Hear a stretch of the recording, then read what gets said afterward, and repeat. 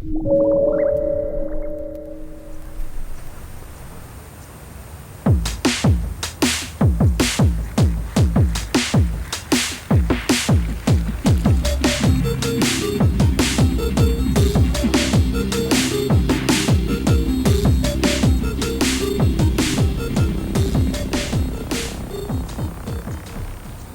posibilidad de construir un lugar escribiendo, la posibilidad de crear un espacio propio mediante la escritura fue un descubrimiento, creo que relativamente temprano. En alguna Navidad decidí escribirles cuentos a mis abuelas y les regalé a cada una un cuento ahí con unos dibujitos y qué sé yo. Y creo que fue ahí, ¿no? La primera vez que tuve esa sensación de libertad, por un lado, pero también este reto, ¿no es cierto?, de crear un espacio y poder llevarlo al final y que sea coherente, ¿no?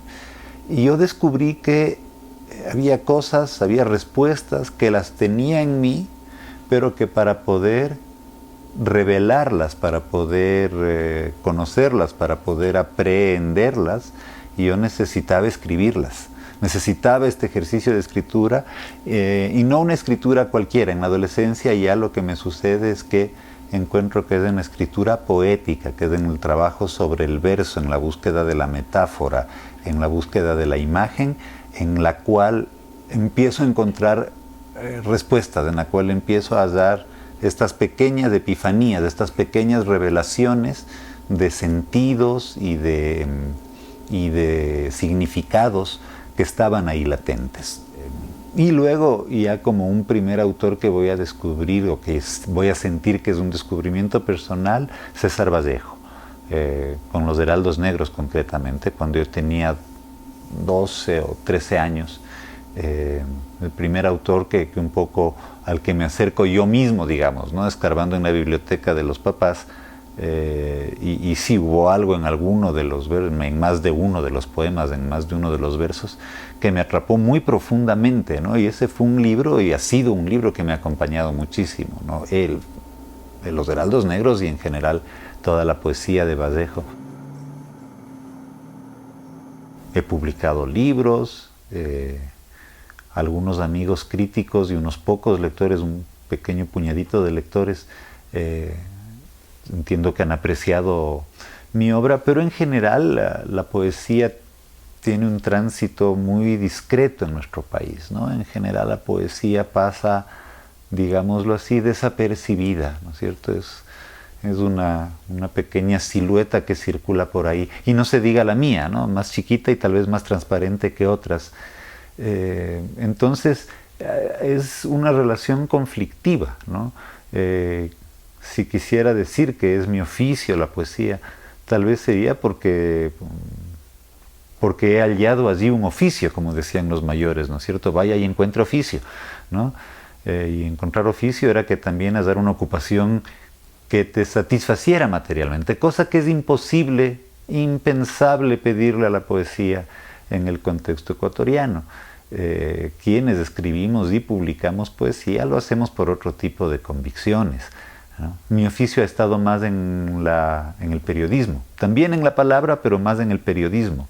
La poesía ha sido más una necesidad expresiva, una necesidad espiritual.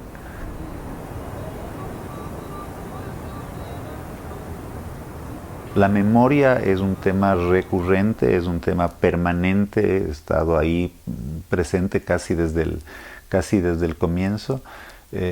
Creo que la enfermedad, la noción de la enfermedad es otro tema que ha estado ahí muy fuerte. Y sí, la ciudad, concretamente, supongo que es Quito, no creo que pueda ser otra,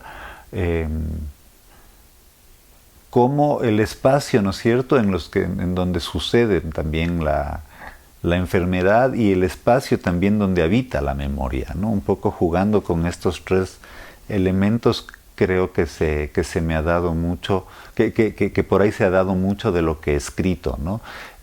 No soy muy consciente de cómo avanzan mis procesos de creación, ¿no? Un poco ya cuando termino y empiezo a corregir, recién ahí empiezo a ver que sí, ¿no? Que hay ciertas cosas que son recurrentes sobre las que vuelvo, cierto tipo de imágenes.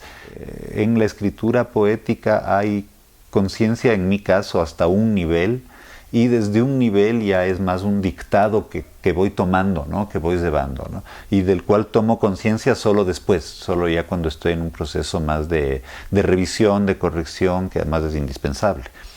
Sé que no escribo para niños, de eso sí me he dado cuenta. Por lo menos ni siquiera cuando intento escribir para niños puedo escribir para niños.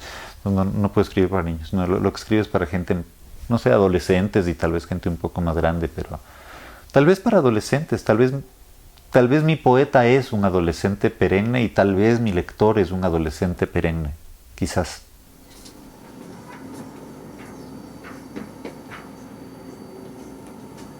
Tengo nostalgia de una época en la que el literato no estaba llamado a ser buena persona, en la que el artista no estaba invitado a ser buena persona. Nadie esperaba de Salvador Dalí o de Pablo Picasso que fueran personas que se comportaran de acuerdo a las mejores y más nobles costumbres, ¿no? Es más, los artistas y los poetas tenían hasta cierta patente de corso para la locura, ¿no? Lo cual me parece que era coherente con el trabajo del artista y coherente con el trabajo del creador, ¿no? Ahora no, pues ahora hay que ser súper correctos, súper formales. Esa parte a mí me preocupa mucho, ¿no es cierto?, de las décadas o de los años que se vienen para la creación.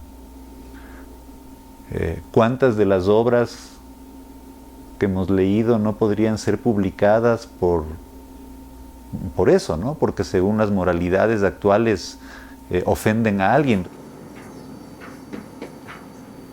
El poeta es creativo y es terriblemente sensible y produce, ¿no?, estas cositas, estos objetos de palabras con cierto ritmo, con cierta sonoridad, con cierto color.